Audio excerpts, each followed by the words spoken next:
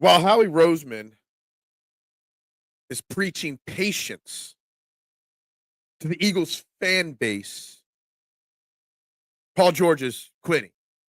Just not quitting what you expect. Fights amongst the media at the combine and news on Gene Hackman, unfortunately. Chris Franklin joins us at 9. We've got a jammed, packed, trending in the AM. We're live with all your thoughts and opinions in 30 seconds. Pop, pop, pop, pop, pop, julep. Pop, pop, pop, pop, pop, julep. Pop, pop, pop, pop, pop, julep. Pop, pop, pop, pop, pop, woo!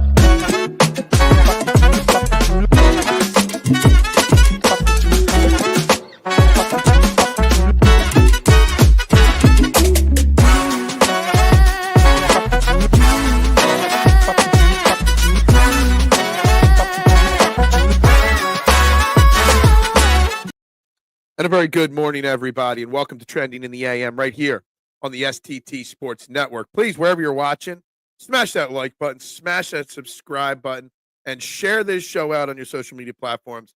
We got a jam-packed show of Trending in the AM today, talking Eagles, Sixers, movies, everything on the agenda today.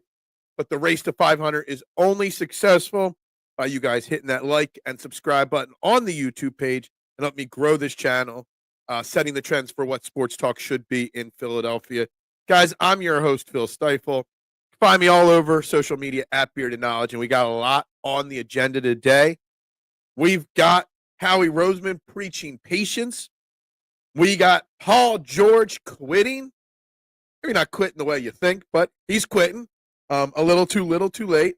We got NFL media members fighting at a Starbucks during the NFL Combine.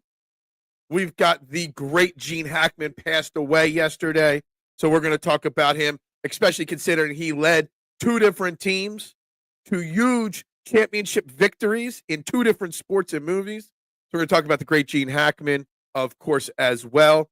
And again, yes, I want to, who would win in a fight, Jordan Schultz or Ian Rappaport? That is on the table as well. So we got it all. And yes, the first comment of the day, thank goodness, is rest in peace, Gene Hackman, one of the best ever. Yeah, I mean, I hope nothing. It's a sad story. The initial reports are only that he, his wife, and his dog all were found passed away in their home. So we'll have to learn more about that, but that's a damn shame. Coach McGinty, the only coach to lead a bunch of ragtag replacement players to the playoffs. Gotta love the replacements, Hoosiers, the Height. We're going to go into all his movies throughout the day today. Good morning, Adam. Hope you're well. Good morning, Bruce Bryce Harper. Here right from the get-go. I know you're a Phillies fan, Bruce. I hope your face and arm are okay, your tricep. I know you got hit by a pitch yesterday. I'm a big fan. Good morning, Little G. Hope you are well. Main topics of the day, though, are Eagles and Howie Roseman preaching patience because this team is not going to look the same next year. And I like how he's talking about preaching patience. So that is part one of the show. Part two is Paul George is quitting his podcast to focus on getting the Sixers back into the playoffs the rest of this season. Yeah, there's like 25 games left, Paul. I think you're a little late to the game on focusing on basketball. Bryce Harper took a baseball to the tricep yesterday, so that can be discussed as well. And, of course, joining me in about 45 minutes to an hour, the great Chris Franklin, NJ.com, will be joining us. Oh, and Abdul Carter. He's got a stress fracture in his foot. Howie Roseman making the entire NFL fall for the banana in a tailpipe gag again. Interesting stuff to discuss today. So whatever you want to talk about, I lay the foundation. You guys steer the conversation. I feel maybe they had a gas leak or so. Yeah, like when all three people pass away in a house like that, and there's no foul play involved, they forget to turn the stove off or something like that. There's a lot that could be carbon monoxide, stuff like that jumps into, my mind right away. Got to have heart. The Eagles have heart. The Sixers do not have heart. Could Coach Willie McGinty have gotten the Sixers to turn their season around? I don't know. Coach McGinty would have been a great coach if Nick Sirianni wasn't available to coach his current crop of Eagles teams. I will tell you that. That is accurate beyond belief. I wish I was Bryce as he's a Hall of Famer. Yeah, no, I got you, my man. I got you. I just love the name. I just absolutely love the name. Um, what? Tommy Lee Jones too? It's Gene Hackman is the name I've heard. If Tommy Lee Jones is going to break news soon too, then I will be very sad and disappointed in hearing that. But from what I know, it's Tommy Lee Jones was not the guy. It's Gene Hackman. So, yeah, there's that. One of my favorite movies all time is Unforgiven. Unforgiven is a fantastic movie. I listed some of my favorites, some of the lesser, appreciated movies like The Replacements, like The Heist, some of The Quick and the Dead. There are so many great movies that, I've got his entire encyclopedia of movies here, not even counting the fact that he was a great Broadway performer as well. But the guy just played good guys, bad guys, serious, heists, everything. Comedy. Great. One of the greatest. Howie doubling down on building through the trenches made me feel so good. I got so many great quotes from Howie Roseman's press conference the other day at the Combine. It's going to look different. We know we're not able to keep everyone. Getting us ready that he's going to lose some people. One promise, there will not be a player available who we won't study, won't look to see if he can help our team.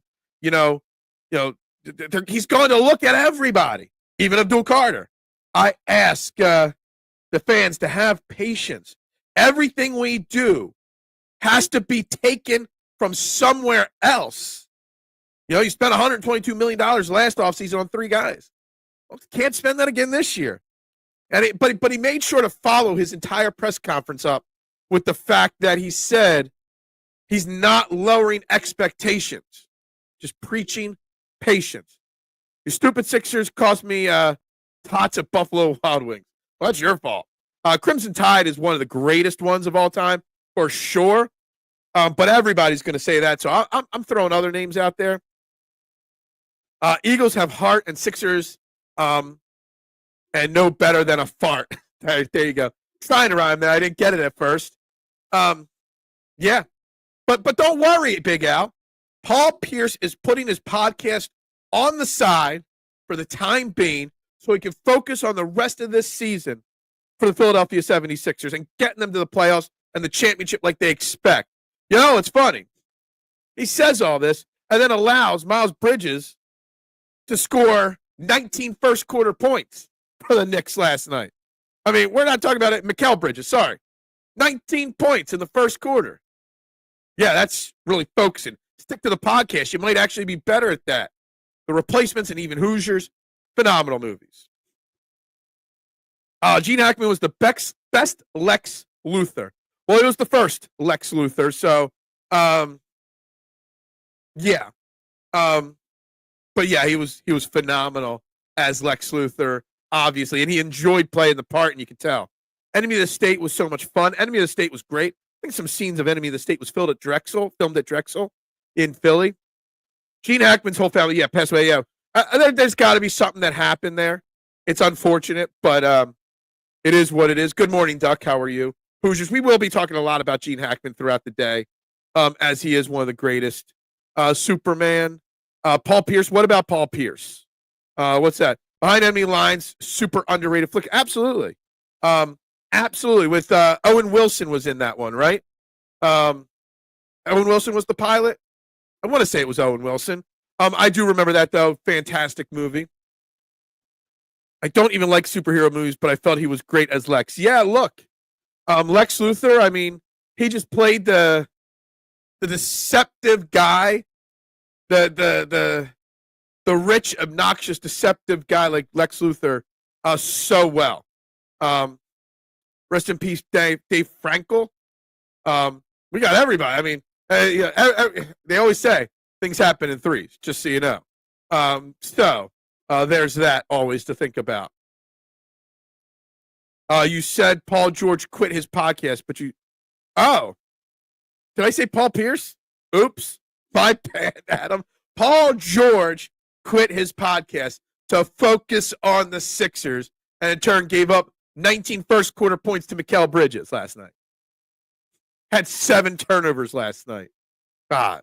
And I see people, no offense to him, I love him, but like Sean Bernard, because Paul George put up 25 points last night. This is the Paul George we needed all year long. Get the F out of here with the positivity. F the Sixers, F Paul George, F Josh Harris, F them all. So the only thing that Paul George is going to do for the Sixers is cost them a better draft option. Well, if they get cost a better draft option, they don't get the draft pick if he costs them it. So they're still going to lose a lot of games. If anything, him playing makes them worse. Yeah, I saw that too. I didn't know. I didn't watch Gossip Girl, but I knew some of her flicks. Very familiar face, some very famous scenes of movies she's been in. Kind of crazy. All the names that left us recently. You will be Miss Joe Rogan. What are we doing? Paul Chump with that awful defensive inbound play. I don't know. Was there? Because I didn't watch it. I was watching Gladiator last night for the 19th time, not the new one, the original. Because that's way more entertaining on rerun for the 19th time, 190th time, than anything else. Yes, her airplane scene in Eurotrip, sure, absolutely, for sure. She was in a lot of stuff. She was smoking hot in that. She was. That's what I've heard a few people say. Haven't seen it yet. Wasn't spending money on it. What are we doing? I got to start some comments here. I feel Paul George was always hurt before we signed him. Why do you feel we brought him in? They brought him in because they had money to spend, and Daryl Morey doesn't know how to build a contender. He knows how to pay people money or trade for him, and that's it. The big stars, he doesn't know how to build the rest of a team. I don't know if he was hurt or not. That would have come up, but he's hurt. I don't even know if he's hurt now, like outside of his pinky finger. Paul George is just not a fit for this roster. Paul George, even before Joel Embiid got massively hurt, was not a fit on this roster. It's a disaster. And it's just, there's no clear-cut way out of the situation with Paul George. They're going to trade him. They're going to try to trade him. They probably will this offseason, but you're going to get pennies on the dollar. You're not going to get multiple first-round picks. You're not going to get a young star potential player in return. You're going to get bad contracts and maybe a protected first. Something along those lines. Old one goat. What? You are like literally all over the place. Are you high this morning, TMZ? Like your comments are literally all over the place this morning. And I have no clue what you're talking about pretty much with all your comments so far. But anyway, I'd rather talk Eagles and Sixers. The Sixers are so frustrating to talk about. The only thing you could talk about is making fun of the Paul George video of him saying he's not going to do any more videos because he's still trying to. I wonder if Paul George was told by Josh Harris, make some kind of a statement, to keep suckering the fan base in a little bit more. Because, like, it just came out of nowhere. And it's a little late in the season to change like that. It really is. Old one goat. Oh, old gladiators goat. Dude, you are all over the place with your comments today. I don't even know if you read what you post sometimes. Before Crow got what? Again. All over the place. Get your thoughts in order before you put them up there. But anyway. I seriously think Myles Garrett is going to the Lions. I seriously think the Eagles are not going to get him. That I do know.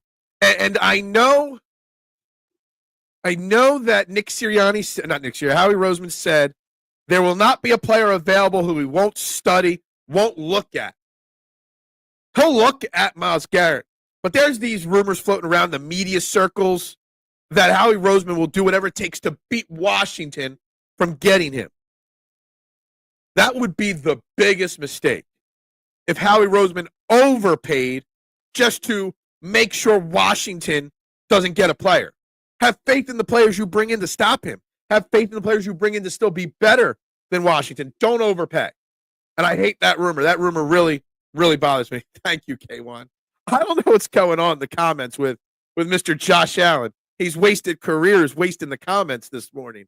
They're literally all over the place. Like I need a TMZ translator on the side screen here or something like that. I don't know how to do it. But anyway, Myles Garrett, I don't think will be an Eagle. I think the Lions will pursue him. I think Washington's going to heavily pursue him. There's going to be a lot of teams that call and inquire. And it may be just GM talk, but the GM of the Cleveland Browns, name escaped my head, has said he is not trading Myles Garrett. In fact, there's rumors that he wants to extend Myles Garrett instead of trading him. I mean, we brought it up yesterday. You got a Harold Landry out there. You could trade for him. You could bring in Chase Young. There are other options. He might still be wasted right now. One too many. Yeah. What's the Jimmy Buffett song? My gummy just kicked in? I think so. What are you talking about? Don't want to do the trade. Retain the core and keep building through the draft. The draft aligns really well with what the Eagles need. Absolutely. And now that Abdul Carter has got a stress fracture in his foot, Howie Roseman pulling. I'm going to stick the banana in the tailpipe. You know, he's falling. They're all falling for the banana in the tailpipe because Abdul Carter wants to play in Philly. So why not? Why not? Trick them all into saying he's got a broken foot and he can't work out. I love that kind of a thing. Love that kind of a story right there. Breaking. But yeah, I don't think, Deebs, you need to go out and trade 2 first-round picks. You know, I kept saying Jalen Hunt, but a bunch of the rumors now floating around is you got to include Nolan Smith, not Jalen Hunt. Do you really want to give up 2 first-round picks and Nolan Smith for Myles Garrett? I think it's a bit extreme. Plus other draft picks, bit extreme. Not saying Nolan Smith will be as good as Myles Garrett, but the combination of Nolan Smith, 2 first-round picks combined might be better than Myles Garrett. I just don't think it's necessary. You mortgaged the future on Saquon Barkley. It worked out fantastic. It might not work twice. I'm not even putting your comments up on the screen, Josh Allen. I'm just not doing it. You're all over the place today. But yeah, Myles Garrett's a big no to me. But again, Saquon Barkley was a big no to me last offseason. Boy, was I wrong there. And the thing is with Howie Roseman, you just don't know what he is going to do. I mean, did anybody foresee the A.J. Brown trade coming a few off seasons ago? No. And he surprised, shocked everybody with that.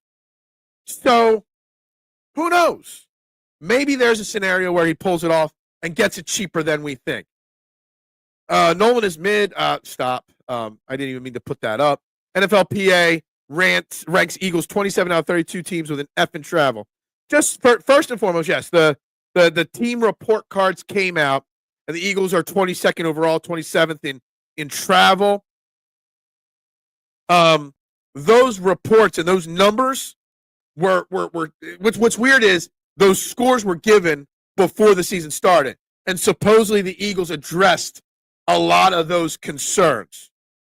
Okay, the travel is a big issue. Daycare for children on game days is an issue. There's a whole bunch of things. Space is an issue, probably why they're trying to build a new stadium. A lot of the issues that got them bad grades have been addressed. So you might see that score go up next offseason. What about Max Crosby? Is he available? He may be available. I don't know what the Raiders are doing at this point. They're trying to bring in Matthew Stafford now. Are they bad? Are they good? I don't know. Lori's a cheap. Is he? I don't know. He doesn't seem like it. But yeah, they know the truth. Oh, did I break news to you on the show? I saw it this morning when I woke up. I doubt he would fall to 32. But a stretch fracture in your foot, could scare a few GMs away. I don't think many. He's still, even with a stress fracture, probably won't fall outside the top 10. So it's just fun. It's just a joke. But maybe he doesn't go 1 or 2 or 3, but he won't be there for the Sixers or for the Eagles. But it's something. It's something to ponder. Obviously, he wants to play for Philadelphia. Obviously, he loves Philadelphia. Interesting. Wouldn't be shocked if the Giants tried to patch their situation with Stafford. I also heard rumors that Aaron Rodgers, he doesn't want to lose his parking space at the Meadowlands, so he wouldn't mind playing for the Giants as well. The Giants grabbing Matthew Stafford would be hilariously stupid. That would be their GM showing, trying to redeem himself. That would not work out either, just so you know, in my opinion. Lori spends a lot. I spend, baby. I spend. So I'm sure it is getting worked on or will be resolved. Yeah, exactly. Lori doesn't like to be known as, what he's being known as on that report card. So he's working on it, and he's been working on it. And they actually improved. Their rating actually improved this year overall. But for some reason, they fly they have a chartered plane. They don't even have their own private jet. You would think Howie would just build a private jet for the Eagles, and customize it for them. Duck, he will stick the city with the pill for his new crib. I think he's going to build his own. He's going to fund most of it, if not all of it himself. Hence why he sold a chunk of the team to bring in some more revenue, some more money to put towards that new stadium. But the two oldest quarterbacks in the NFL on the worst turf in football with the worst linemen. Yeah, exactly. Aaron Rodgers or Matthew Stafford in New York with the Giants, the New Jersey Giants, would be, yeah. It would bring entertainment to shows, to content creators. Hell, Matthew Stafford rumors is already starting fights. And if you didn't see this breaking news yesterday, Ian Rappaport, NFL.com, George Schultz, whoever the FP works for, not PFN, PFT, whatever, Pro Football Talk, whatever. Schultz got into a verbal fight at a Starbucks out there at the Combine because of not similar reports on Matthew Stafford at his accidental meeting with Tom Brady for Tom Brady to try to get him to want to go to the Raiders. So, Aaron Rodgers, Matthew Stafford, the Giants, the Jets, those kind of teams, they bring content for us people to talk about. And that's it. That's the way it is right there. And I got to love it. I got to love the content that they bring. Aaron Rodgers would be like the quarterback on strike. I can't remember his name from the Replacements. The one that tried to take the job away from Keanu Reeves, across the picket line. He's a scab. Crossing that picket line. Doesn't care about the team one iota, but he makes for great content. Aaron Rodgers. Every other team owner in all sports, yeah. Don't make it. Doesn't make it right at all. SoFi is the new model. They paid for that stadium as an out-of-pocket expense, and finance. The city gave them a tax and land benefit to stay. Better than it used to be where we paid most of it. Yeah. What do we got here? It's Joe Schoen. I say Sheehan, Schoen, whatever. I can't pronounce names. It's not my specialty. It's not my forte. We're not in the world of criticizing my name pronunciation unless it's Aqua Bowman or Christian Bazudnut, Shane Schoen, whatever. Yeah. You guys can criticize me all you want. That's fine. It's all good. because I'm going to ignore all your comments when Chris Franklin joins us in just a little bit. So don't worry. Whatever. It's all good. Who cares? Stop. Whatever. Anyway, back to the Eagles. Back to the Sixers. Let's get off of that.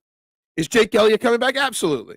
I could see. I haven't. Don't think I got the Eagles thing up on my screen. I got the NFL free agents up right now from Spot Track. I could foresee them doing a contract renegotiation. He had a down year, obviously. He's one of the highest paid kickers in the NFL. Maybe they find a way to renegotiate, extend him, lessen his cap hit. But Jake Elliott's not going anywhere. He kicked the ball phenomenally in the Super Bowl. I still think, it was never reported this, but I still think that Jake Elliott was probably injured in some way. And that might have been part of the cause of his struggles. So I don't see them moving on from Jake Elliott.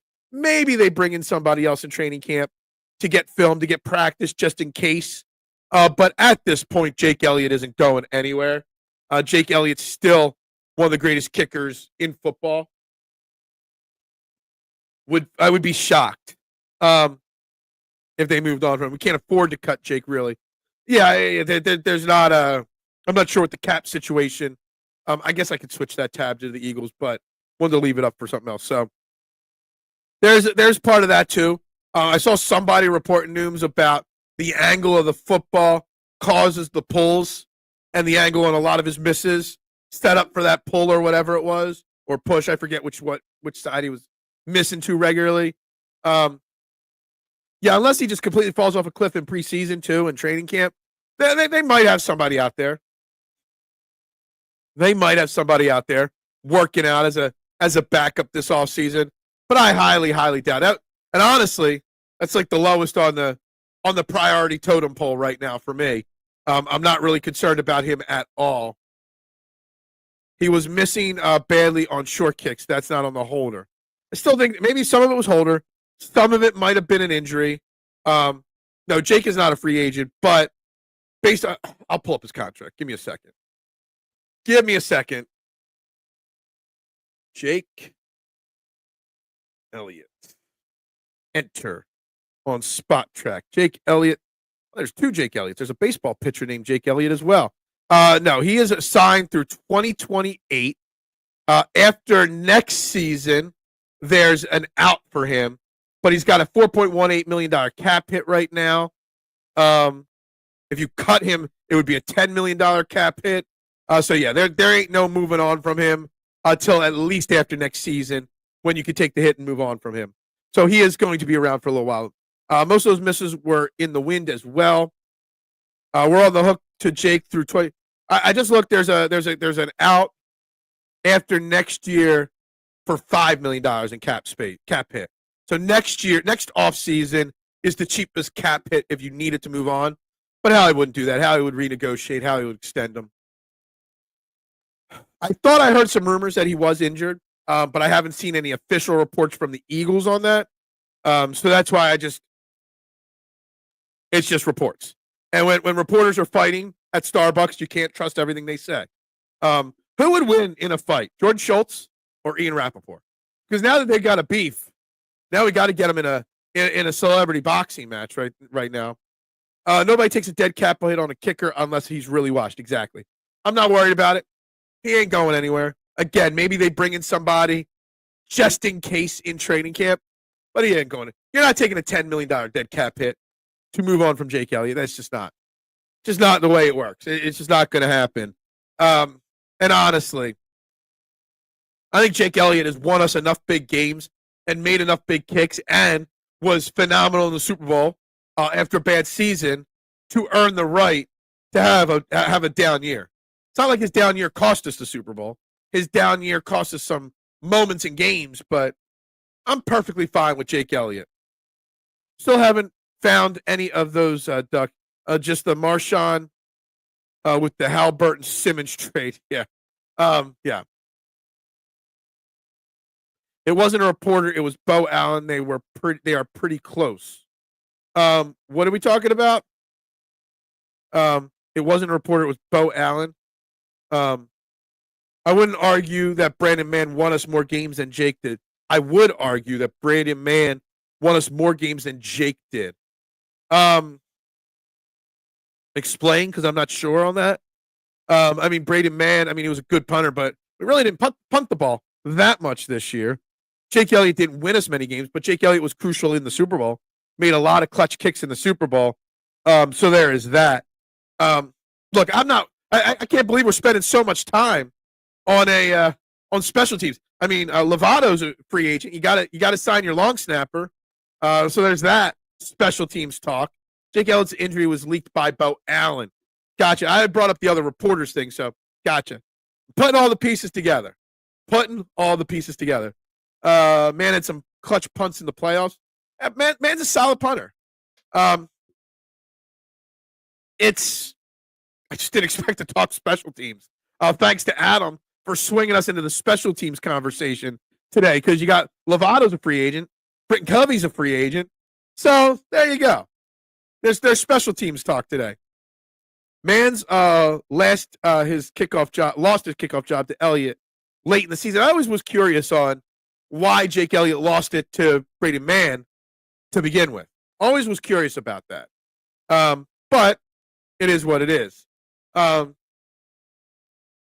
time special teams got some love. Is that right? You want to give the love to the special teams? That's fine. I got it. That's perfectly okay to do that. Special teams are important too. All right. Special teams are important too. Man is better than ripoff. What? I don't even know what that means, but okay. Those short kickoffs start to screw this team.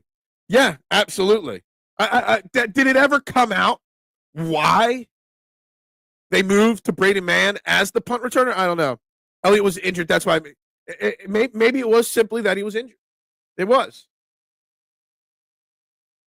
You know what's funny?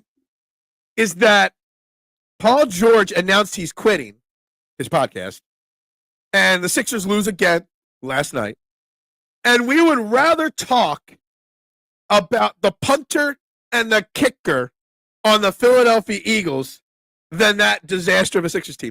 That is how crazy it is right now in Philadelphia with this basketball team. Just so you know. Just how to throw that out there. Gotcha. I'm not on my A game today, obviously. I'm missing a lot today, obviously. And it's just 30 minutes into the show. Don't forget, stick around. Chris Franklin, 9 a.m. in about 30 minutes will be joining us. We'll get his takes on this offseason, on Myles Garrett, on the draft, on everything pertinent with this Philadelphia Eagles team. So stick around. It's going to be a great interview. Always love to have Chris Franklin on the show. One of the best, if not the best, that covers the Eagles on a regular basis. Talking about Myles Garrett, talking about the Eagles offseason and all their plans, I just love one of Howie Roseman's quotes from his presser the other day. Everything we do has to be taken from somewhere. So keep that in mind when somebody moves on or somebody goes somewhere else or they miss out on a certain player, on what it would have cost, not just financially, in other player decisions to sign that player or trade that player or whatever. I think Howie doesn't give you much on a regular basis. But if you really read what he says and think about it, he really does give you a lot. We're talking more Eagles because Phillies doesn't have a lot of stories and Sixers suck. Well, Bryce Harper was hit with a pitch yesterday in his tricep, removed from the game. Probably was getting removed anyway from the game at that point. No x-rays necessary. They say he's going to be fine. But maybe we dodged a little bullet because Bryce Harper getting hit by a pitch. Paul Chump should have dropped the podcast in September. He should have. Well, we bit no offense, right? Didn't we bitch about Darius Slay doing podcasts mid-season as well? At least with football, you only play one game a week. But Paul George out there pumping out podcasts all the time. Players just shouldn't be doing podcasts while they're trying to win games. I don't hate the Flyers. I tried to get into the Flyers this year. I did. Did I make an orange overlay? I made a bunch of overlays. Nope. I did a red overlay. I did a blue overlay and a green overlay. No orange overlay. Sorry. So I must really hate the Flyers. The Flyers are in rebuild mode. I don't know what to think about the Flyers. I tried earlier in the season to give them some time. When you're benching Matvei Michkov for games because he's too young, and look, give me another year. Maybe by next year this time I'll be hyping up the Flyers. Have made some subtle adjustments defensively. Yeah, they're playing good hockey since the Four Nations tournament and lately. So, yeah, won 3 straight, but you never know from watching the show. Do you want me to talk Flyers? If you want me to kill this show and not just slow the algorithm down, like destroy the algorithm, then we can talk Flyers. But then it'd be you and like 2 other people, and that's it. I'm tired of active players with podcasts. Yeah, it's annoying, without a doubt, annoying. Especially when you're struggling, especially when your team sucks. And then to make a statement, I'm going to put it on hold to help get this team to the playoffs. Well, what have you been doing all year, Paul George? Have you been slacking? Have you been lazy? What have you been doing? Mitchie Poo, what's up? We're at 4:48 to start the show, Mitchie Poo. Where are we at now? Are we 20 or 21 away from the number you want? Just curious. I bet players are tired of basement dwellers with podcasts. We're all bitching and making fun of Paul George for his comments, Paul George for his podcast, et cetera, et cetera. Wonder what Tyrese Maxey thinks about it. Wonder what some of these other players think about it. I could see them talking shit on it. I could too. I could see somebody being like, yo, it's about time. Nobody cares. Still sitting at 448. Not a bad number. 52 from my next goal. 21 away from Mitchie Poo's goal. But yeah, let's hit that like button. Let's hit that subscribe button. There should be at least 16 to 18 likes on this video at this moment. So if you haven't, hit that like button, hit that subscribe button. If you've already done those things, hit that share button and share it on one social media platform and tell everybody to jump in here. Again, Chris Franklin in about 20 minutes. So why is he getting body in shape in late February? Trying to get in shape, trying to help this team reach their goal, the playoffs. Didn't he just say like 2 days ago that the Sixers sucked, that they weren't going anywhere? 2 days ago, he was giving up on this team. Yesterday, he wants to fight for this team. Paul George is flip-flopping more than Mitchie Poo on an opinion. Yeah, 21 away from Mitchie Poo's goal. Because only Mitchie Poo has those kind of goals in life. But we don't want Mitchie Poo to change, do we? Paul George changed a lot in like a 36-hour span. We don't need Mitchie Poo to change. Not in the least bit. But, hey, it is what it is. I just don't get what... And then Paul George makes those statements. Maybe Paul George should have waited till there was a couple days off to make a statement like that. And then to go out there and give up 19 first-quarter points to Mikal Bridges last night. And I only know that because I read it, so that's it. Yeah, you flip-flop all the time. You know, I'm just giving you a hard time. Josh Harris probably told him to say it to maximize his value so he could sell a few more tickets. That's all that matters is selling tickets to the Sixers team, making money. And they're just dragging us along over and over again. I saw somebody last night say, they were buying tickets because they got a great deal on $7 tickets for, I don't know if it was last night's game or the next game, whatever. And I'm like, you're wrong for spending $7 on those tickets. You're going to spend money on concessions. You're going to spend money on parking. It's like, well, I'll take SEPTA and I'll, whatever. No, just going to the arena is showing Josh Harris that we haven't given up totally on them. We need that arena to be bare empty for Josh Harris to even realize that there's a problem in Philadelphia. But the team said something to Paul George, and that was scripted. Wrong, of course, yeah. Like, it shouldn't have been scripted. Like, if he really meant it, he should have done it on his own. Forcing him to say something like that. Disappears offensively in the second half a lot. But he put up 19 first-quarter points. Paul George was the primary defender on him. That's pathetic. Pathetic.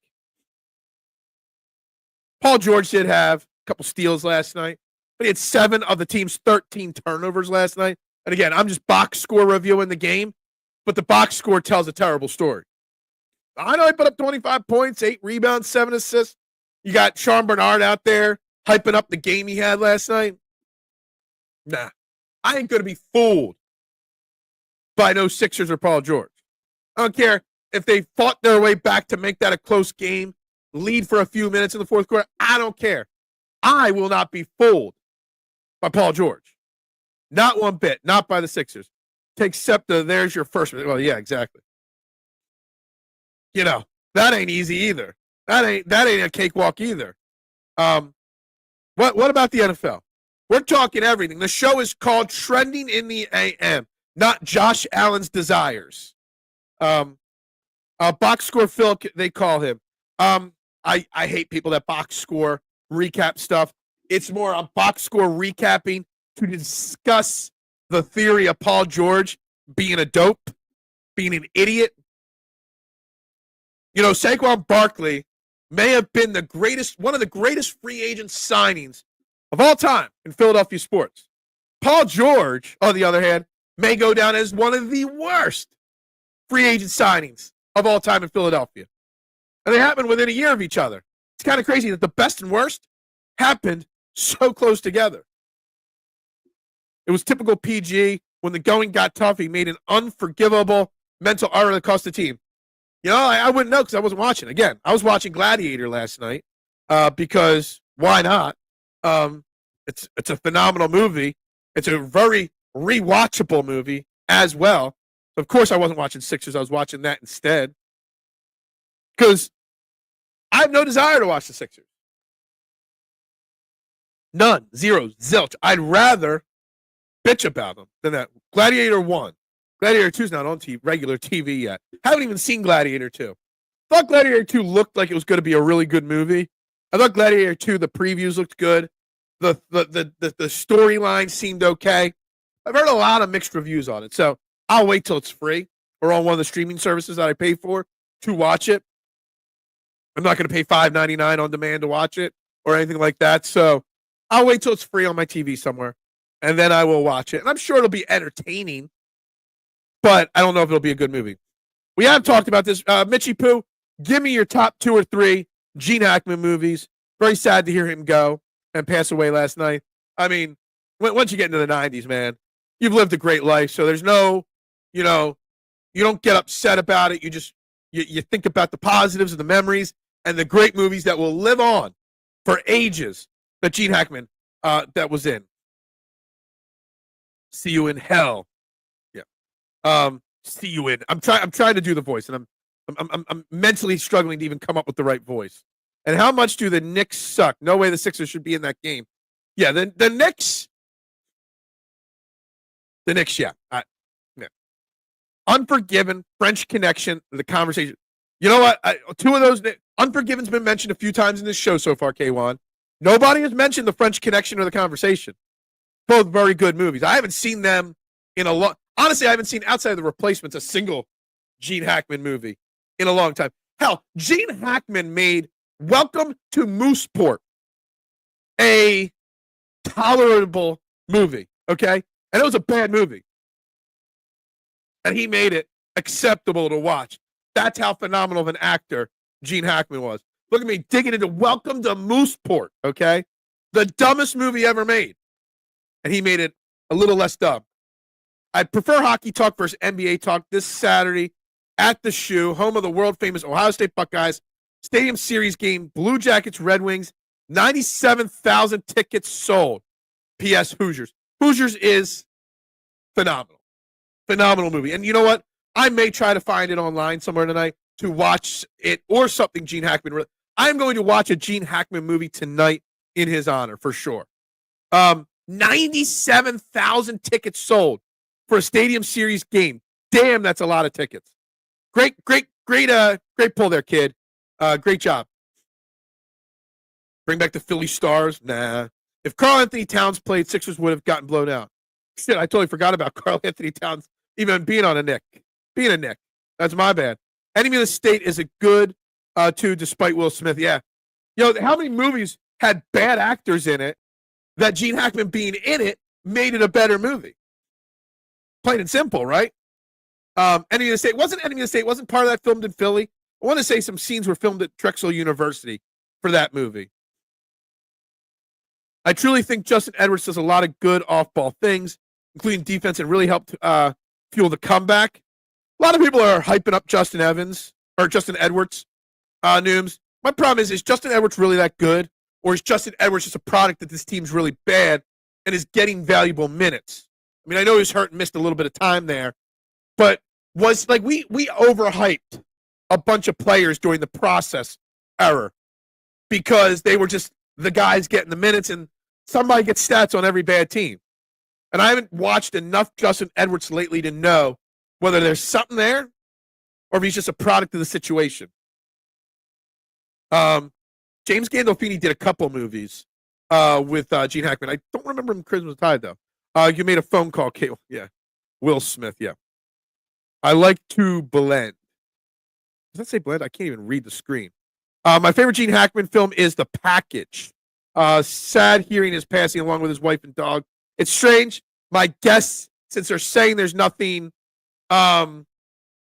suspicious about it, maybe there's gas leak in the house, something like that, carbon monoxide poisoning. They're the kind of things that you got to think about, unfortunately, that it could have been. Unfortunate, a shame, but possible.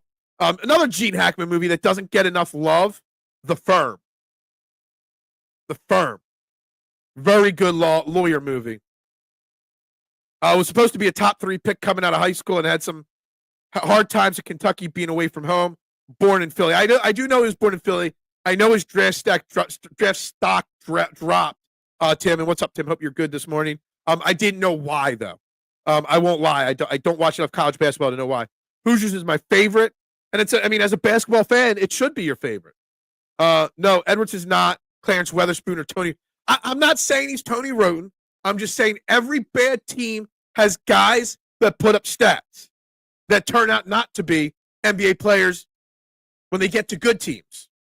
Edwards is a legit NBA player, and everybody's been saying that, Tim. And I'll lean towards the smarter people in that opinion for sure.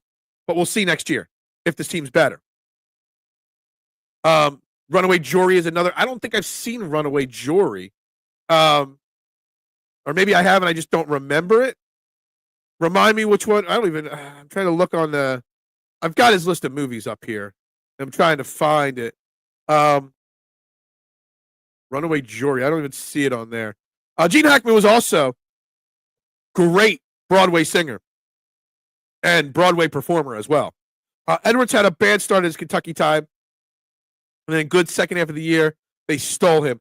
After the draft, Tim, I heard loads of Sixers or draft experts say the same exact thing, that he was a steal, and that he should have been a part of the team from day one, not on a two-way deal, but on a regular contract.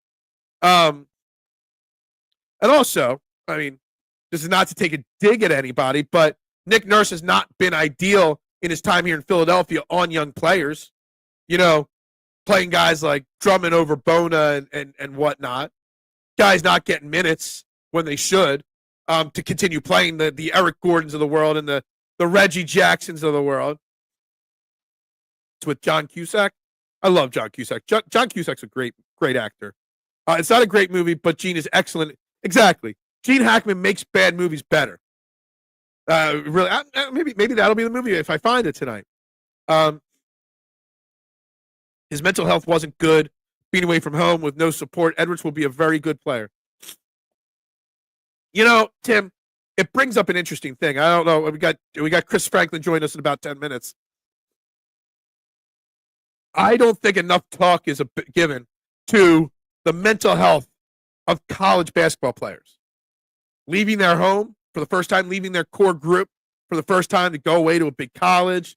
It's a very interesting point that you bring up there, or comment that you bring up there, and one that is probably happens to a lot more players in college basketball than we realize. It's one of those movies you catch yourself watching again when it's on. Okay. how I feel about Unforgiven. It's kind of how I feel about The Quick and the Dead.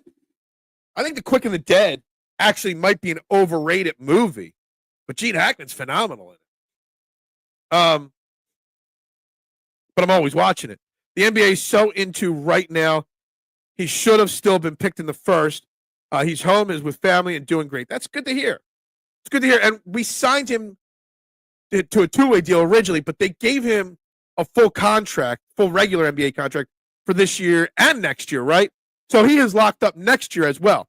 So we should get a full offseason and next year of developing him to see if he's really the real thing or not, right? Correct me if I'm wrong on that one. But I think that is an accurate statement there. Gene Hackman may be the Tom Brady of actors. Oh, man. I mean, all the roles he's played such a wide range of roles. But is he the greatest actor of all time? Tom Brady's the greatest quarterback of all time. I don't know about that. I don't know. True Steel, he's shown he can play NBA defense, shoots well, just needs some minutes. Well, that's a Nick Nurse problem, if anything. He was okay. Who's okay? Nick Nurse ain't given regular. I mean, look at the box score from last night's game. Where's Sixers? Yeah, Andre Drummond played 29 freaking minutes last night. Bona got 17. Council got 6. 11 for Lonnie Walker. I know Lonnie Walker's still learning things. Jared Butler did not play at all. I have a problem with playing young guys, the Sixers. Yes, he is Doc Rivers light. I have never been wrong on a coach hire as much wrong. I was so high on the Nick Nurse hire. Boy, was I wrong on that. Dude's become a train wreck here and the train wreck situation. He had a great pocket presence, Titty. Is that what it is? I like that. He can play protagonist, antagonist, comedy, drama, great in all of them.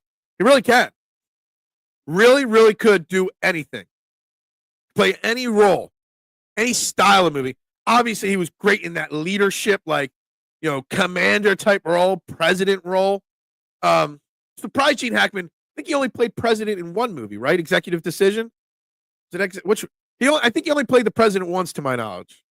Actually, Welcome to Mooseport.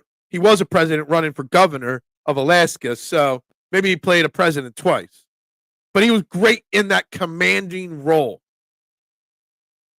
Edwards' confidence is growing. You can see it. Maybe I got to watch more Sixers basketball just for Justin Edwards viewing. Maybe you guys should DM me. Oh, Justin Edwards just checked into the game. Get the Sixers game on, so I don't have to watch the rest of it. Just Justin Edwards minutes. Nurse got his title on Kawhi and injured Warriors squad. He's a fraud. Timmy boy, that thought right there popped into my head last night, and I thought about tweeting that out last night, and then I'm like, nah, I don't feel like dealing with a million people tweeting at me, telling me I'm nuts or something like that. That exact thought popped into my head last night. It's like you're reading my mind today. They are probably going to do something for Gene Hackman on the Oscars on Sunday night. Is the Oscars Sunday night? I don't really watch award shows. The only award show I watch is the Tonys. Yes, I'm a big fan of the Tonys. You guys wouldn't know it by looking at me. I love musicals. I love singing and dancing. I was in musicals growing up, so I'm a huge fan of the Tonys. But yeah, they'll definitely do something for him. I think he'll be the kickoff, the lead off of the in memoriam thing, and they'll probably do a little segment on him.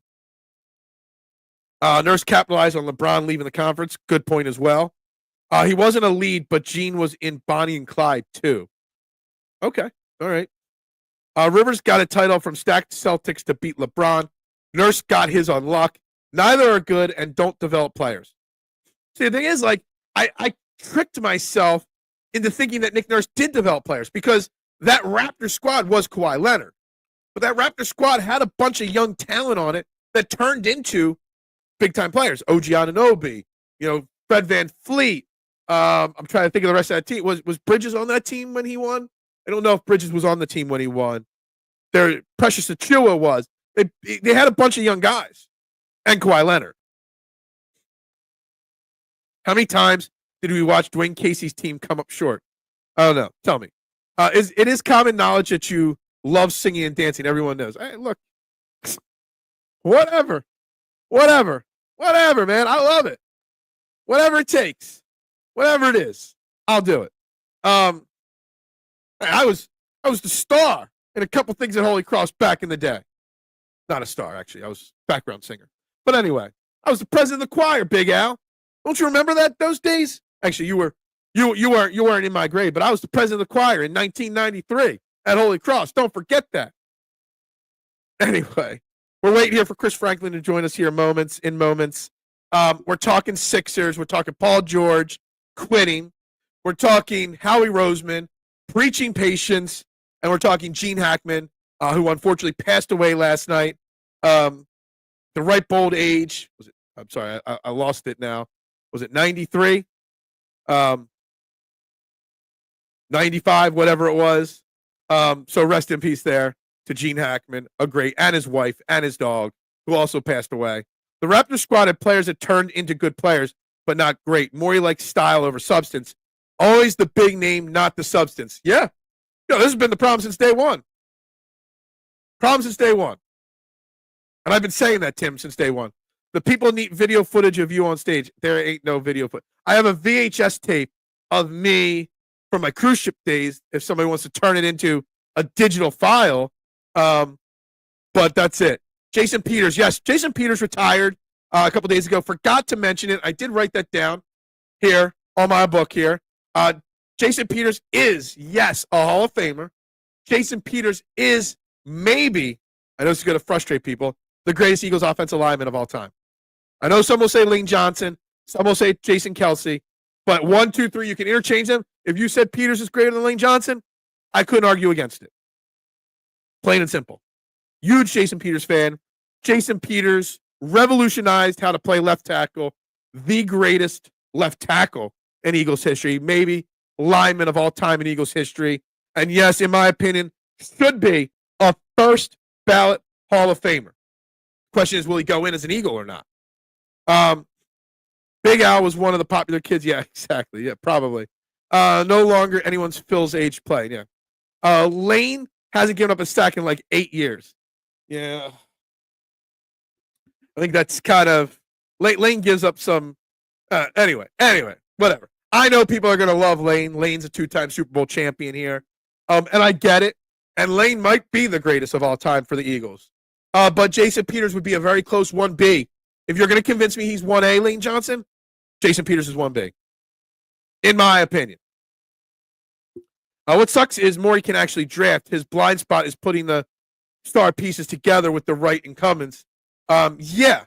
I mean, we've had some good draft picks under Daryl Morey. Problem with Daryl Morey is he's stubborn, and he thinks the big three is the only way to win, and he gets his mind set on one player. First, James Harden, then Paul George. Can't do anything else. Now, we didn't know that Joel Embiid was going to fall apart the way he did this year. But in theory, if Joel Embiid would have been even relatively healthy this year, if they would have taken that Paul George money and gotten other contracts and other players, we might have been better off. Hindsight's 2020, but I warned everybody that Paul George wasn't a good idea. And I warned everybody about Daryl Morey since the day he was hired. Morey likes the news clippings. He thinks he's smarter than everyone. He's not. He likes the flash. He has no idea how to build a roster. Don't disagree with you. I've been saying it since day one. I was telling you Embiid was damaged goods last year. Yeah, you were. And look, I remember saying on these shows last year, I'm going, didn't I say, K1? I'm going down with the ship. Well, the ship has sunk, and so have the Sixers because of Joel Embiid. I wouldn't listen. I wouldn't, and I admit it, and I'm sorry. I apologize. Please accept my apology. I am sorry. You had the heart to say it. I didn't. You can't build a shooting team around Embiid without getting shooters. Well, they've gotten shooters. I mean, they got Buddy Hield last year. Terrible last year with the Sixers. Great this year. Jason Peters is a first ballot Hall of Famer, and both he and Lane were former tight ends. Both can be true. Yeah, I think both Lane and Jason Peters are first ballot Hall of Famers. Jason Peters was part of the turnaround in Philadelphia with the Eagles. Jason Peters I mean, considering he was also a defensive end. I read somewhere in like high school or something. Jason Peters was a physical, like a freak of nature athlete. One of the greatest of all time, without a doubt. And I'd be shocked if he isn't a first ballot Hall of Famer, in my opinion. That would be my guess right there. First ballot Hall of Famer, no doubt about it. But on Daryl Morey, I've been saying it since the day he was hired. And I wish I could find it. I can't find it. Put out a tweet the day it was him and Doc Rivers in front of a computer, big glass window in the background. And I said, this is not going to work out, guys. And everyone told me, no, it's going to be great. This is the new turnaround of the Sixers organization. I wasn't faithful or believable in that. I'd rather have Harris back, at least when Embiid is playing bad, he would step up. You know, there's a lot of love floating around Sixers, social media right now for Tobias Harris. All the Tobias Harris haters are all like, oops, don't know what you got till it's gone. Hey, paradise, put up a parking lot. An undrafted tight end Bills should have re-signed. We can thank the Bills for moving on for Jason Peters, right? We can thank that. What's really crazy is that Sean Andrews could have been better than both Lane and Jason P., but he just was content to be what he is. Which one of the Andrews brothers? So there was two Andrew brothers that played in Philadelphia. One was better than the other, but one also had mental health issues as well, right? I forget which one was which, but yeah, I remember the one really talented one could have been great. Could have, should have, though. You're talking about an organization that thought after 1 year as GM of the Blue Coats that Elton Brand was the guy to run the team. That's. I always forget he was the GM of the Blue Coats. I'm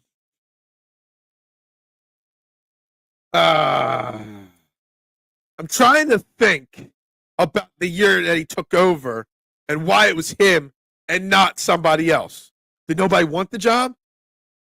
Like, I'm trying to remember that year and what the process, what the plan was supposed to be. But anyway, we're going to catch up on the comments in a minute here. Guys, you're watching Trend in the AM right now on the STT Sports Network. Joining me on the I Have No Sponsor hotline, NJ.com's finest, the great Chris Franklin. Good morning, Chris. How you doing today? Hey, I'm doing well, man. How about yourself? I always love that line. Doing fantastic. We're talking lots of different things today, but obviously the Eagles offseason is underway. The combine is about to go on this week. Howie Roseman, Nick Sirianni, everyone has spoken to the media. Howie Roseman is preaching patience and that,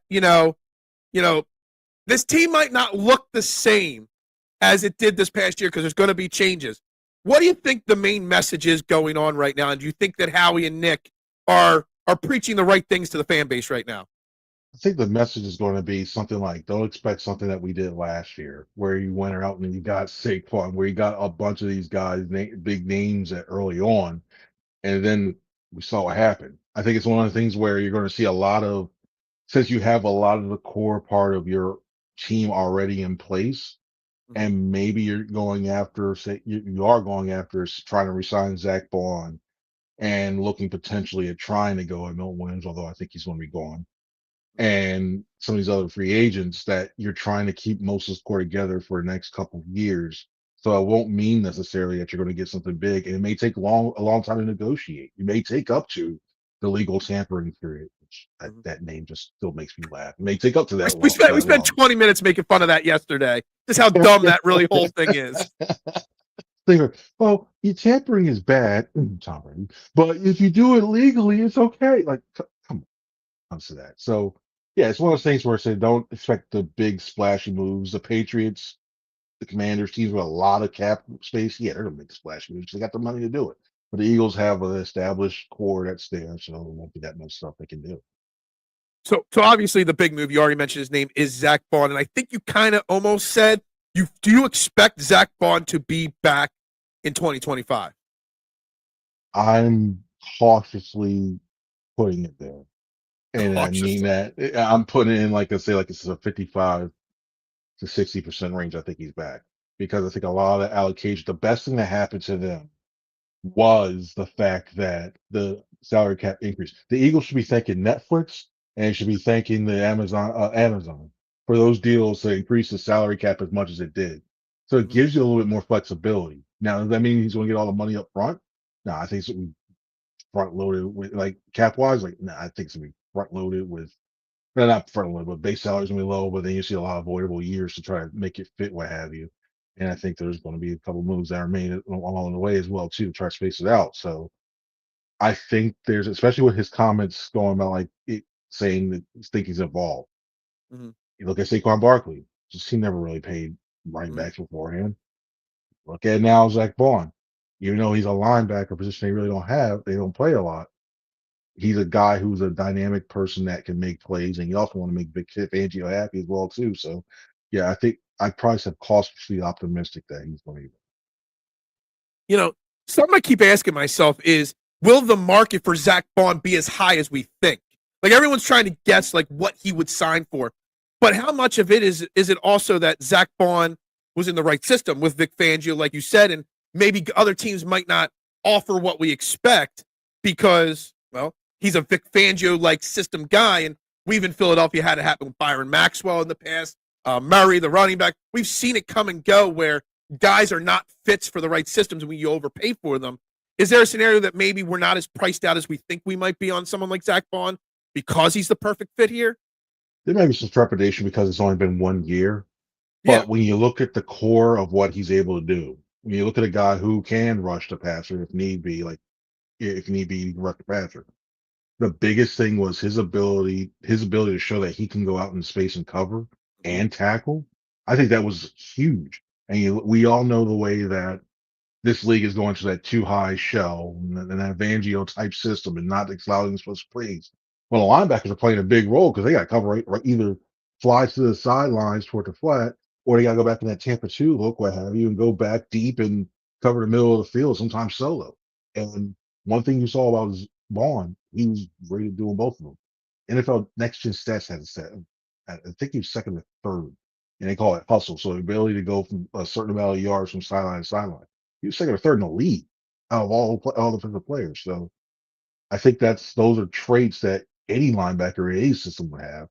Okay. And I think the only thing that you're looking at is like, okay, can you project them doing this again over 3 or 4 seasons that could land him 10, 11, 12, 13's pushing it, but somewhere around that range that he can pay per year. Yeah. Awesome. There's three other big names. It's Mekhi Becton, it's Milton Williams, it's Josh Sweat. Everybody has pretty much assumed Sweat and Milton Williams will be gone, that they're going to get priced out. I keep zoning in on that if Zach Bond is 1A, most important guy to retain, that Mekhi Becton is a very, very close 1B because I'm using the baseball analogy. Some baseball teams have that sixth starting pitcher kind of in the bullpen in the minor leagues that can come up. You need Tyler Steen to be that sixth offensive lineman and keeping Mekhi Becton and keeping that offensive line together is extremely important. And it gets mixed responses when I bring that up. You do. I think you do. I think the one thing they have going for them is I think because Becton has seen the other side of playing in some place that's not as good or may not have the right system or culture or what have you. I think that plays in there. He's not getting a hometown discount, so I don't No. think that's the play in terms of that. But yeah, you need to, and I think another big thing is continuity. Mm-hmm. They like having that big guy that's bully that plays well in this type of system, and he proved he can do that. And he's only going to get better when this is really like he starts to learn. This is only his first year playing that position. He's only going to Exactly. get better when he gets more comfortable in that too. So team can project that as well. I'm not completely out on the idea of Sweat coming back. I Okay. really am not. I think, and I'm not saying like, okay, guarantee that one. If I put the like 55, 60 on Bond, I'm probably putting that like 45 ish Wow. around there. I think that you look at the way the edge rushers and you can get like we heard creativity, the way you can with the cap, the extension cap, the money as well too, and the fact that when you look at it, he's around probably 5 or 6 in terms of edge rushers, and you look at everybody else's cap situations. Mm-hmm. I think it lends to the point that there's an outside chance that he still remains. And I'm being like Milton Williams. To me, Milton Williams is gone. Yeah. He's gone. Sweat, I think there's a better chance that he'll be around. He's listening, and I'm not saying he's going to sign. He's like, oh yeah, he's going to come back. Yeah, it's all right. But I think there's a little chance that he's coming back. But back to one is, I feel more confident that he's going to re-sign with his team.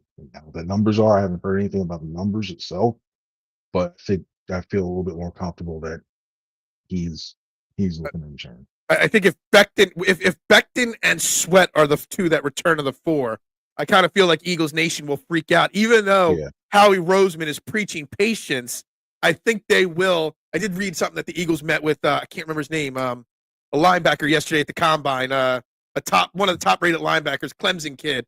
And I'm like, that's already scaring Eagles Nation that Zach Bond won't be back. But you got to have patience, right? That's what I love of the combine, because everybody's it's like, yeah, and being beforehand is like, Michael, are you going to be are you talking about the Eagles? I'll say this right now when it comes to free agents. The Eagles will be linked to a lot of teams because they like to talk, especially free agency, because the Eagles talk to everybody, pretty much everybody in terms of that. Yep. And it comes to the linebackers, that's their backup plan as well too. You have to look at that too. And the way that this draft is set out, we had to talk to Daniel Jeremiah a couple weeks ago. Man, it's been Jesus, I was fly. But he mentioned the Clemson linebackers in that top tier of the second round should be plentiful, especially if they trade back, which at 32, if some team wants to throw up to try to trade up Jackson Dart, which that's huevos if you do that. Good luck. But if somebody wants to or even trade up just to get that opportunity to get the fifth year option on a player they want to do, Eagles take advantage of that move down. There's going to be a linebacker that's going to be available in case you need to backfill. And also, you got to look at the fact that Nakobe Dean potentially become a free agent after next season, what have you. So, yeah, that Jesus here or year for that too. So, yeah, you got to look at backfilling that and having people ready, including even though you have Jeremiah Trotter already. You got to keep looking for stuff like that. Yeah, I'm not sure if Jeremiah Trotter Jr. is quite ready yet to take that spot, but it's a great point from K1 here. Whatever Vic Fangio wants to keep Howie, do you think Vic Fangio and Howie are on the same page about, Vic needs X types of players. Howie isn't used to those kind of players, but Howie knows to keep Vic Fangio running the top ranked defense. You got to give him round pegs to fit into round holes, not round in the square. And that's where it's important when it comes to a scouting department and the coaching staff to be on that page. And like, I wouldn't be surprised if they went during the season, go like, what traits do you need? Or even before, like even last year, like what traits do you, and they talk like, what traits do you need to be successful in your system? Okay, we found these guys. What little things do you see here? Well, like they'll give them like a list of, okay, we have these names here. What do you see that here we found that goes with what you want? What do you see here or there? Here's a couple cut ups. Take a look at when you get a chance. And especially that now that they have the free time, the season's over. Probably gave them that earlier too. So when they come out there, they see that. So they have the questions ready when the interviews and stuff like that. So I would not be surprised if that happened already in terms of getting that list ready. So yeah, they talk. It's not like, and I don't think Vic is going to go pick this guy right now, or I'm going to, or I'm going to call him out, or whatever, something like that. Even to go off Jalen Suns comments, but yeah, it's I think there's a lot of communication that goes, and even offensively too. I kind of feel like Howie has changed and evolved. Like, I think maybe 10, 15 years ago, it was his way or the highway. But I think he's learned over the last half dozen years, that he's got to work with not just his head coach, but his assistant coaches and whatnot to make sure they're all on the same page. Yeah, and that's just overall. I know everybody, it's at times I hear too, like when we hear the same answer, it's a collaborative approach with everything. It's a collaborative approach. Like, there it really is. It's not like Dallas where it's like, okay, Jerry's like, I need this guy. I need this guy. I have it really is like they take input, and that's the way you become a good journalist. You be open to ideas, be open to changes, and what have you, and you go from there. That's what successful teams do. You mentioned the draft and pick 32, and there's obviously a lot of rumors floating around about Myles Garrett, where he might get traded to, if he gets traded anywhere. I think the Eagles are the second favorite on a betting markets to be the one to trade for him. And the comment from Mista is about Washington and the rumors that Howie will outbid Washington just to keep him from Washington. I hate hearing those kind of rumors because I don't want my GM to make a rash decision just to keep a player from another team. But in theory, do you think there's a legit chance that Howie is going to make a very strong push to bring Myles Garrett to Philadelphia, despite his age, despite his contract and situation? Yeah, I think there is. I don't think that he's going to leave Cleveland this year. I think Okay. something's going to happen. I think he leaves that. But if they really come to a point where it's like, you know what? Yeah, we're going to trade him. And like, and I don't see Myles Garrett being this guy of being disruptive or what have you. It's like, I'm not going to report. I'm just going to keep quiet. I want to make a ruckus. I want to say all this stuff about Cleveland, all that stuff. I don't see that happening. But if it does come to that and let go, I will put the Eagles up there strongly. And when you look at that overall, the Eagles and Commanders, what have you, Commanders are not that far off. I know they Mm-hmm. put a 55 burger on them, Mm-hmm. and that's tough. You look at the way, just those two matchups, that will determine who gets home field probably in the playoffs if they meet up again, what have you. So you need every edge you get. And then you look at the way Myles Garrett has played recently. You look at his matchups with Jordan Mailata and Lane Johnson, and they know each other very well. They talk, even if it was joint practice, they talk to each other a lot, and they're cool with each other and everything else. So they know they sometimes they ask like, "Hey, what did you see on this move? Oh, I did this. What do you see this?" So they know each other very well.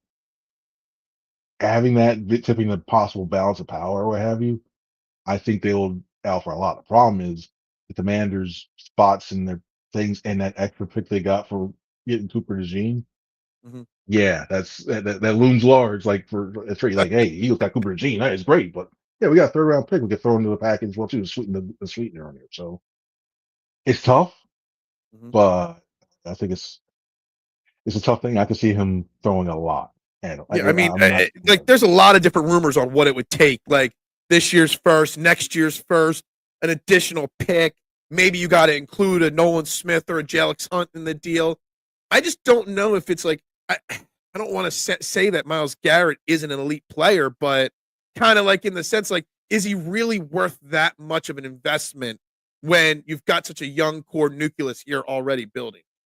Yeah, especially when it comes to the edge rusher, because the one thing that you really look at this Eagles team does is they have that constant rotation of when they have those constant rotation of edge rushers going there, it's great. So you want to still have Jelix, you still want to have Nolan. I think those if they start to get to adding those guys in there, I think the deal is done no matter what because they want to have that rotation going of that. Because just imagine you got we've seen some times with Brandon Graham when he moved inside of D tackle.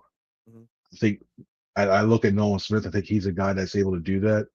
And then you have Jalix Hunt, who's a wild card who can still drop into coverage or you rush and you have that. I don't know what's going to go on based on the situation safety. Yeah, you can do so much with that line if you had all together. So yeah, but I think it's a non-starter in terms of including one of those two inside a deal to try to get it done. Yeah.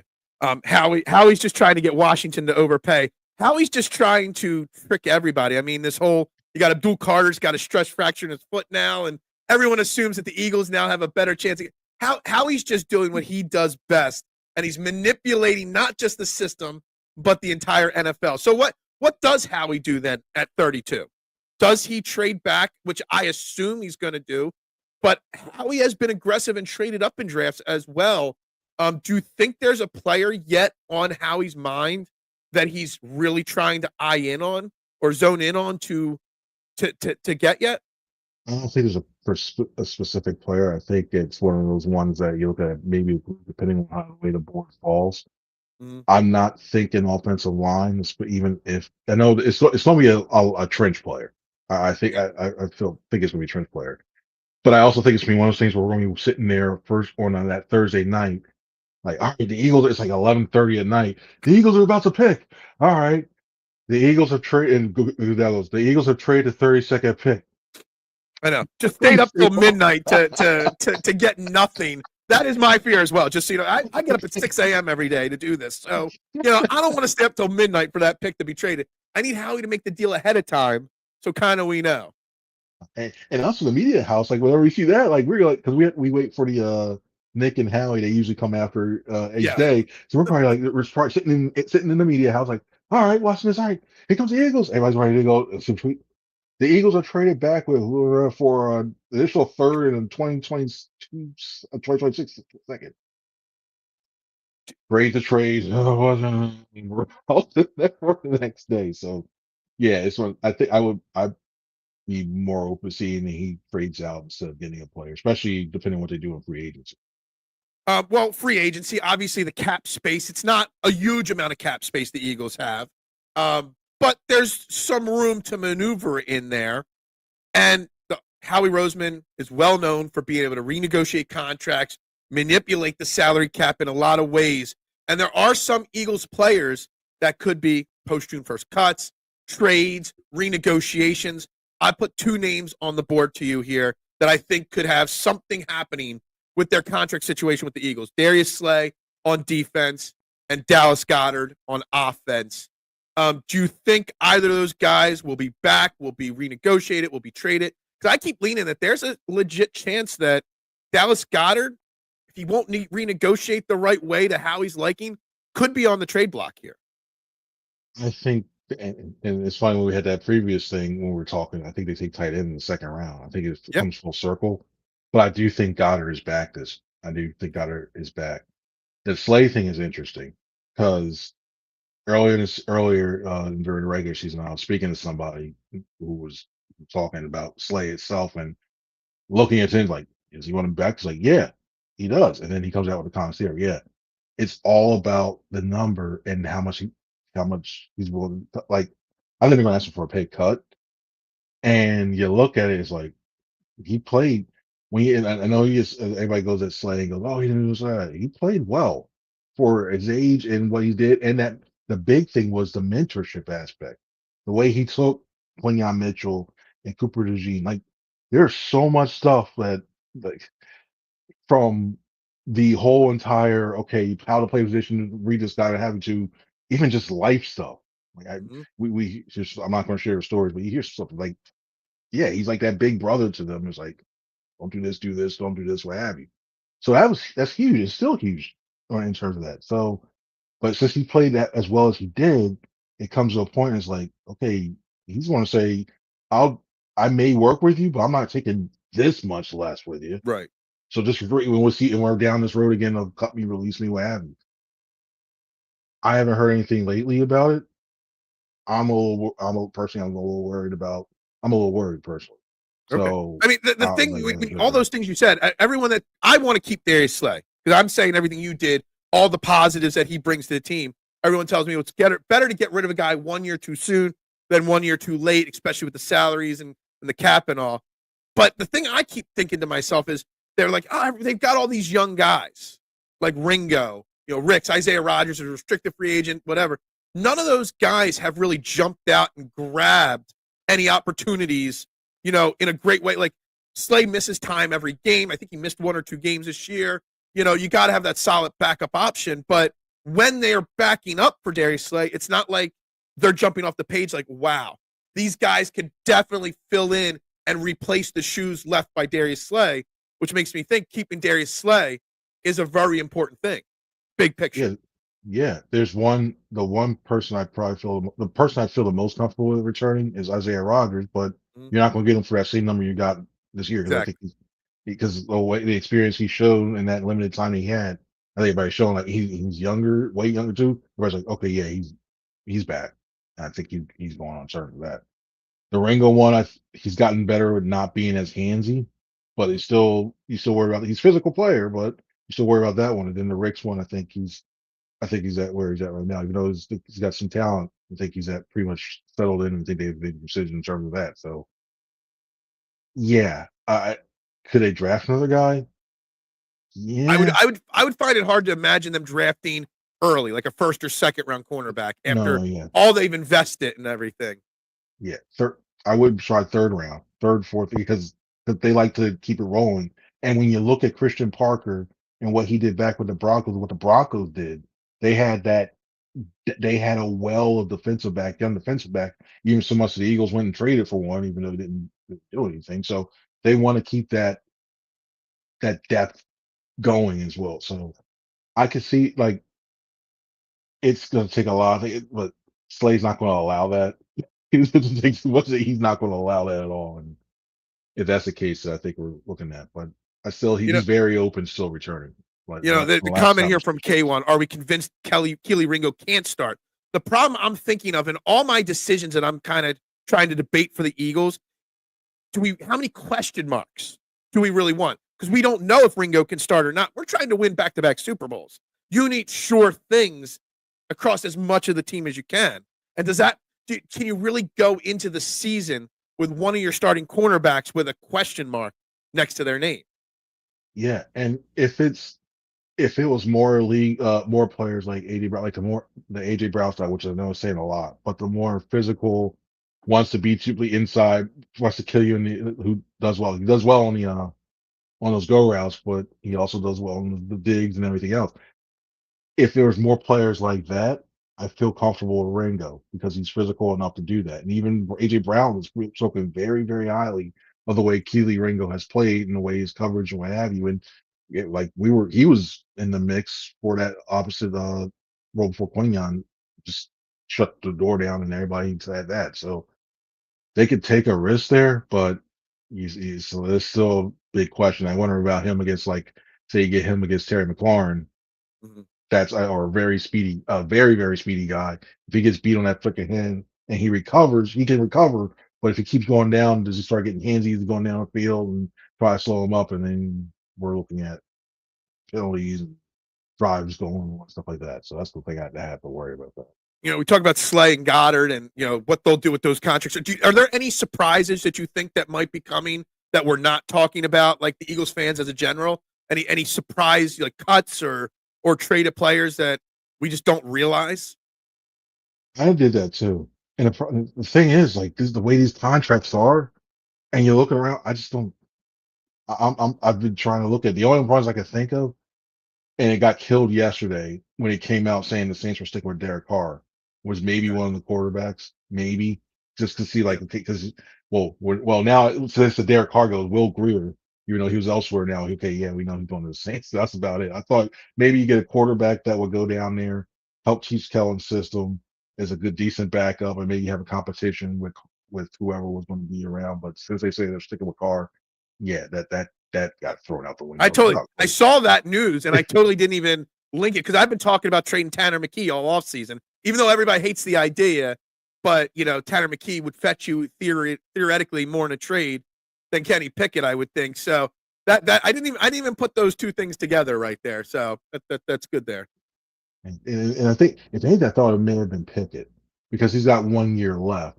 Yeah. And then because if you traded McKee, then you have to use one of those draft picks or an undrafted free agent, which I'm in this draft class. No, I'm good on that. Yeah. In terms of that, and to backfill to look for a couple of years down the line, what have you as well too. So I thought maybe Pickett would have been a guy that would go down there.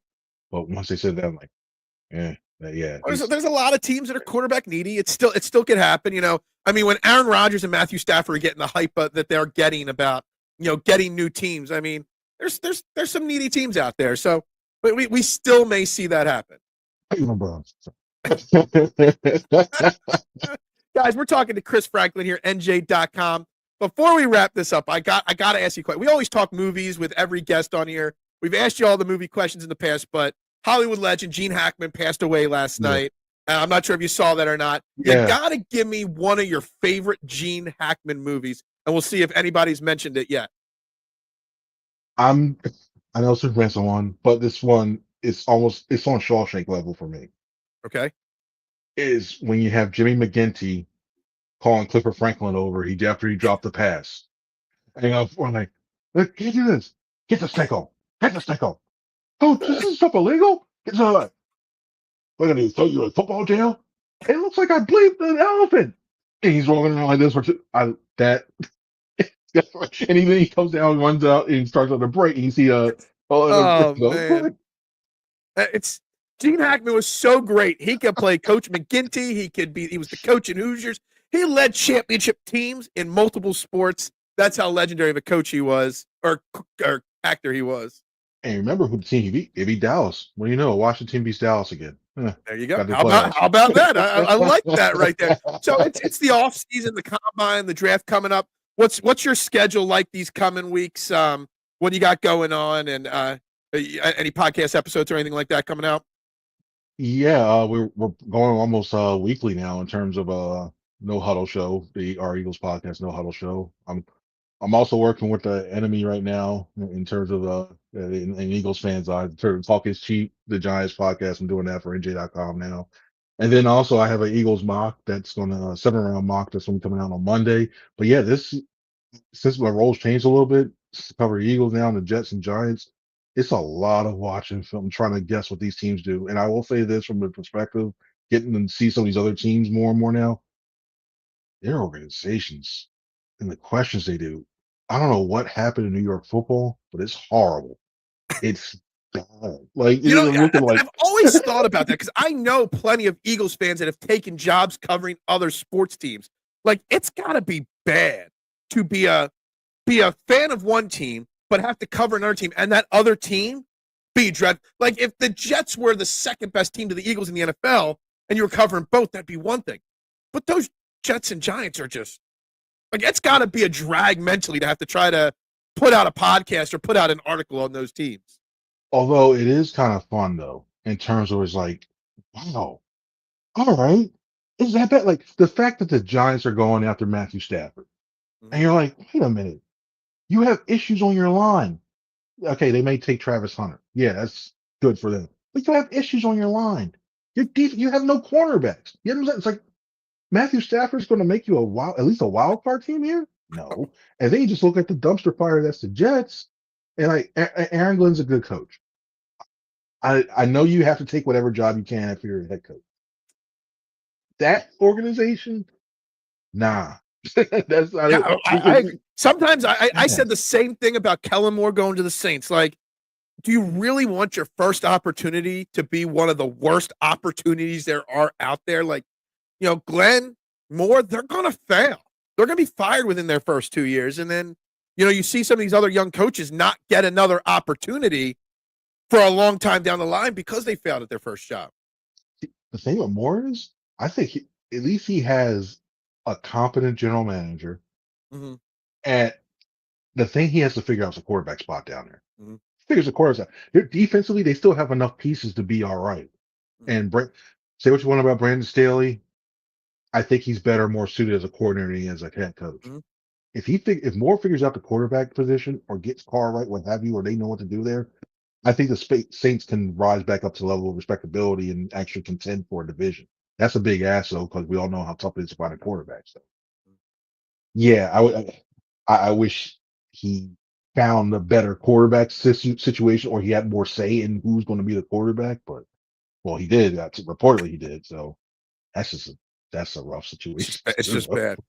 Well, I want to thank you for your time this morning. I appreciate you jumping on here on Trending in the AM. Guys, make sure you follow him. Steve Franklin News on social media, NJ.com, and obviously the podcast, the No Huddle podcast. I won't recommend the Jets or Giants podcast. I'll just recommend the Eagles podcast because that's what we want to hear more of. Chris, have a great day, and thank you very much for your time. Hey, appreciate you. Always fun talking to you, and thanks for having me on, man. Thanks. Thanks a lot.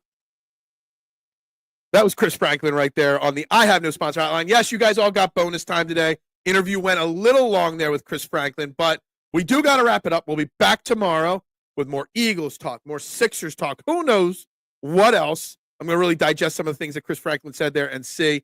Everybody have a great day. Go Birds. Bubbles up. Pop, pop, pop, pop, pop, julep. Pop, pop, pop, pop, pop, julep. Pop, pop, pop, pop, pop, julep. Pop,